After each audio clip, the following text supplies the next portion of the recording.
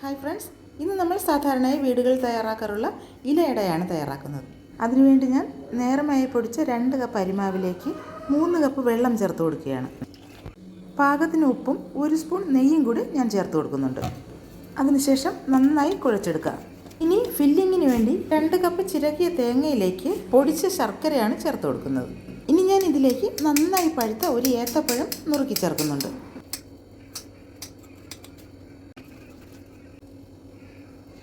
ഇനി ഏലക്ക പൊടിച്ച് ചേർക്കാം.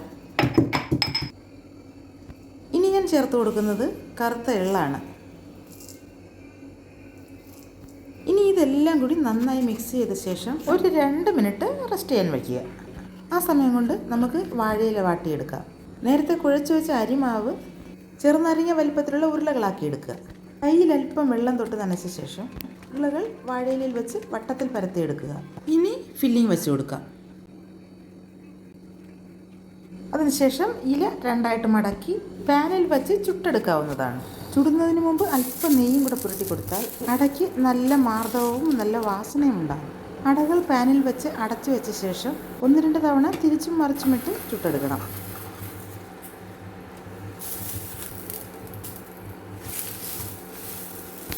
അടച്ചു വെച്ച് ചുട്ടെടുക്കുമ്പോൾ നീരാവി നിന്ന് അടയുടെ ഉൾവശമൊക്കെ നന്നായി വെന്ത് കിട്ടുകയും അട കൂടുതൽ സോഫ്റ്റ് ആവുകയും ചെയ്യും. പിന്നെ ഞാൻ കുറച്ച് ഇലയടകൾ ആവിച്ചെമ്പിലും കൂടി വെച്ചിട്ടുണ്ട് കേട്ടോ. അതുകൂടി ഞാനെടുത്തൊന്ന് കാണിക്കാം. ചിലർക്ക് ആവിയിൽ പുഴുങ്ങിയ അടയാണ് ഇഷ്ടം, പക്ഷേ എനിക്കിങ്ങനെ പാനിൽ വെച്ച് ഇല മൊരിയിച്ചെടുക്കുന്ന ഇലയടയാണ് ഇഷ്ടം. അതുകൊണ്ട് ഞാൻ അട തയ്യാറാക്കുമ്പോൾ എനിക്ക് വേണ്ടി പ്രത്യേകിച്ച് ഞാൻ പാനിൽ ചുട്ടെടുക്കും. ഇതേ കണ്ടോ, നല്ല സോഫ്റ്റായിട്ടുള്ള ഇലയട. ആ വാഴയിലയുടെയും നെയ്യുടെയും അതുപോലെ ഏലക്കയുടെയും ഒക്കെ മണം ചേർന്ന നല്ല രുചികരമായ ഇലയടയാണ്. ഇത് കണ്ടോ, നല്ല സോഫ്റ്റാണ്. ബ്രേക്ക്ഫാസ്റ്റ് ആയിട്ടായാലും വൈകുന്നേരത്തെ പലഹാരമായിട്ടാണെങ്കിലും ഇത് വളരെ എളുപ്പത്തിൽ തയ്യാറാക്കിയെടുക്കാം. ഇനി ആവിച്ചെമ്പിൽ വെച്ച ഇലയട എങ്ങനെയായി എന്ന് നോക്കാം. നന്നായി വെന്ത് കിട്ടിയിട്ടുണ്ട്. ആ നീരാവി പുറത്തേക്ക് വരുമ്പോൾ നല്ല വാസനയാണ്. കണ്ടോ, കാണുമ്പോൾ തന്നെ അറിയാം നല്ല സോഫ്റ്റാണ്.